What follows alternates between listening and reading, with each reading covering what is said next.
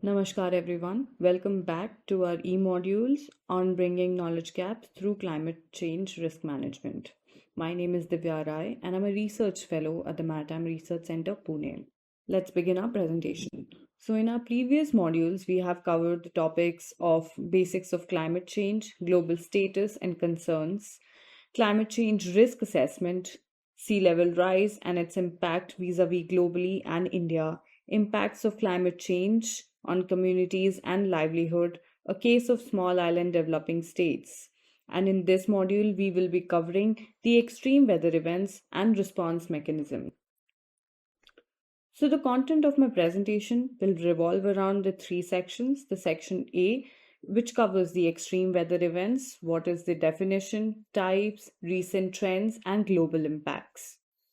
Section B will cover the factor influencing the extreme weather events, then extreme weather events in India, specifically analyzing what are the causes, what is the nature, and what is the intensity.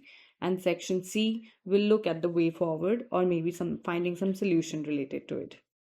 Now, section A, extreme weather events. So, we all know in our previous presentation, we have identified impacts of climate change has multifaceted approach. Its impact has not only affected the environment, but it has also affected the socio-economic background of the human beings or the people who are situated or located in the vulnerable areas.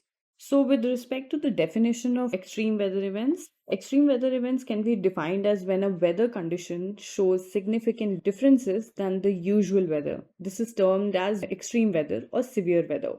The extreme weather event condition, it may also last for a while or for some times. It may take another 1 or 2 days to become normal. Now, what are the types of weather events? First is heat wave. And heat wave can be defined as maximum and the minimum temperatures are usually hot over the 3 period day at a location. And heat wave usually occurs when the maximum and minimum temperature are usually different. This is considered in relation to the local climate and the past weather at that location. In India, specifically, the heat waves typically occurs between March and June, and in rare cases, it may even last till July. Now, the wildfires. Wildfires, also called as forest, bush, or vegetation fire, can be described as any uncontrolled and non prescribed combustion or burning of plants in natural settings such as forests, grasslands, bushlands, or tundra, which consumes the natural fuels and spread based on the environmental condition, for example, depending on winds and topography. Now comes the drought. Drought is a prolonged dry period in the natural climate cycle that can occur anywhere in the world. It is basically a slow onset disaster characterized by the lack of precipitation, resulting in water shortage. Now, the torrential rain. So, torrential rain can be defined as any amount of rain that is considered to be heavy, which you must have seen that in north of India, the relentless monsoon, which occurs during the period of, let's say, July, August till September, it has almost killed about 90 individual, and the region is also facing a lot of heat. Now, the flash floods, it can be defined as an overflow of water onto the normal dryland. The inundation of normal dry area caused by the rising water in an existing waterway such as river, stream, or drainage ditch, ponding of water or near the point. Then this is the flood. And now, what is flash flood? A flood caused by heavy or excessive rainfall in a short period of time, generally less than 6 hours. Flash floods are usually characterized by ranging torrents after heavy rains that rip through riverbeds, urban sheets, or mountain canyons, sweeping everything before them. Flooding is basically a longer term event than a flash flood. It may last for days or weeks. Now, the tropical cyclones. So, tropical cyclones are defined as rapid rotating storms originating over tropical oceans. From where it draws its energies, it has a low pressure center, eye wall surrounding the eye. The low pressure area is considered as eye, and the outer areas are basically the spiraling, the high pressure area, which usually spirals around the low pressure one. The central part of the system where the weather is normally calm and the eye is usually calm, and the disaster is basically caused by the high pressure area, which is the rotating circles or rotating spirals around the low pressure one. And according to IPCC, these have become more frequent over the last 4 decades. Furthermore, they are providing more destruction as a result in case of severe cyclones and everything.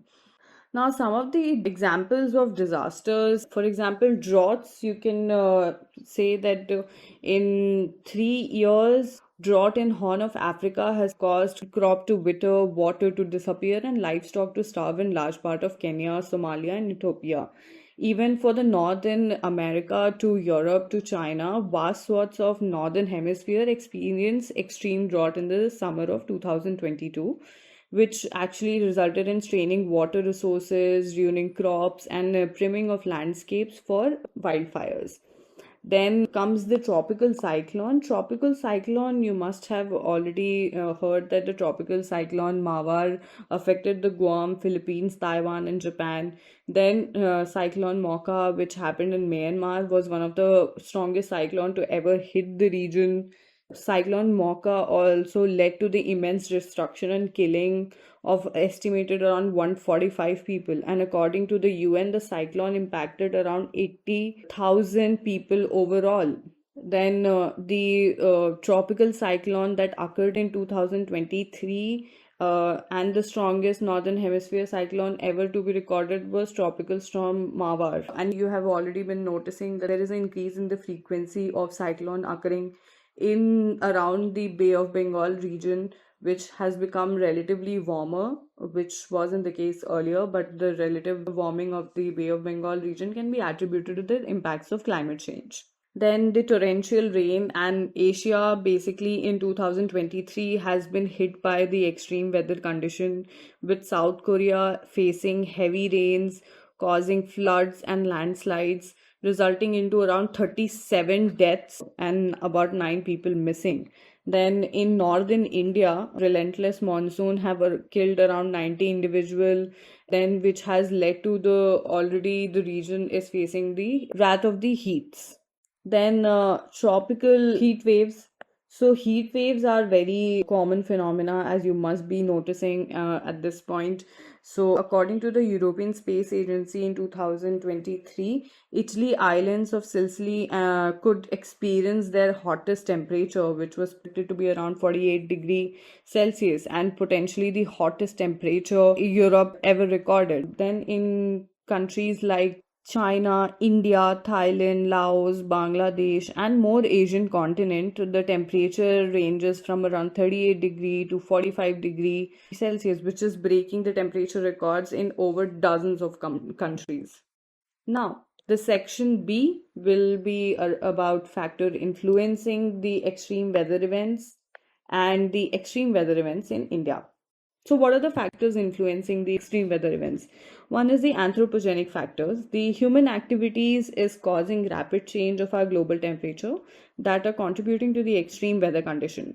When fossil fuels are burned, for example, for electricity, heat and transportation, carbon dioxide, greenhouse gas, that traps the solar radiation and is released into our atmosphere. And these greenhouse gas emissions and the land use change in pattern were the key factors in extreme climate change events around the world.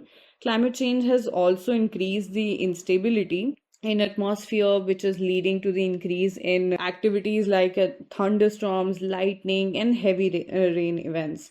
Then cyclonic storms in Bay of Bengal region and Arabian Sea. As I have already mentioned, that the Bay of Bengal region is getting relatively warmer, which has also led to intensifying the rapid and high intensity of cyclones, which are mainly caused by the impacts of global warming. Now, global warming. Global warming is basically a long-term warming of planet overall temperature. It can be attributed to the intensity of heat waves by increasing the chance of very hot days and nights, and warming air boosts evaporation, which can worsen the droughts. And more droughts creates dry field and forests that are prone to catching fires, And increasing temperature means longer wildfire seasons. It can also lead to increase in water vapor in atmosphere in certain areas, which can lead to heavy rainfall and snowstorms. Global warming has also been leading to the melting of ice sheets, which is leading to sea level rise, which has been increasing the amount of seawater along with more rainfall, and these are pushing for more and more coastal storms. Then it causes climate change, which poses a serious threat to life on Earth in forms of widespread flooding and extreme weather. Then the natural climatic patterns. So El Nino is a natural climatic cycle that occurs every 3 to 7 years, characterized by warmer than unusual ocean surface temperature in central and eastern tropical Pacific. So this phenomena known as El Nino has far-reaching effects on the weather condition across the globe. This warming disrupts basically the normal atmospheric circulation, which will lead to change in weather patterns across the world. The warmer waters causes the Pacific jet stream to basically move south from its neutral position. With this shift, areas in northern US are basically drier and warmer than usual. So the changes in climate change due to El Nino means more disasters for climate vulnerable countries to contended with amid the climate crisis that is already affecting the lives. Now, it's not just the El Nino, but La Nina is also an important factor that affects the extreme weather events. Basically, La Nina represents the cooling effect or the colder ocean temperature in equatorial Pacific. So, in La Nina, that leads to drought in the southern US and heavy rains and flooding in the Pacific Northwest and Canada. So these two natural climate patterns are occurring every year, and they also have a major contribution to the extreme weather events. Now, the high atmospheric winds. So, high atmospheric winds, the jet streams, which is found where cold air from the Earth's poles meets the warm tropical air. So these winds helps to continue and control the weather system from west to east in the northern hemisphere and east to west in the southern hemisphere. And sometimes these winds brings unpleasant weather with them, which may lead to the formation of tornado.